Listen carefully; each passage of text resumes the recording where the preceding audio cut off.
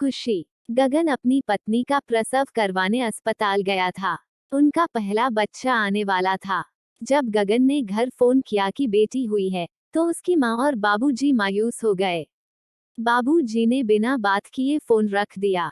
जब गगन अपनी पत्नी के साथ घर लौटा, तो उनका स्वागत किसी ने नहीं किया और माहौल उदास था। गगन सारा माजरा समझ गया। माँ बाबूजी एक साथ बैठे थे। गगन उनके पास पहुंचा और बोला, बाबूजी, आप बेटी के कारण उदास मत हो। देखिए तो, लड़कियां भी हर क्षेत्र में परचम लहरा रही हैं, और हमें इस पर गर्व होना चाहिए। मैं आपको एक कहानी सुनाता हूँ।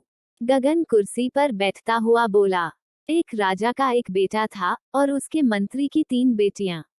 राजा बेटा को बहुत चाहता था, पर मंत्री को अपनी लड़कियों से प्रेम नहीं था।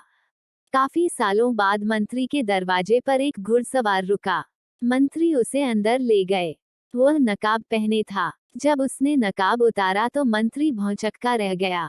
सामने राजा खड़े थे। अरे महाराज, आप। क्या हुआ सरकार? मंत्री ने पूछा। मेरा राज्य। क्या हुआ राज्य को? मेरे ही बेटा ने छीन लिया।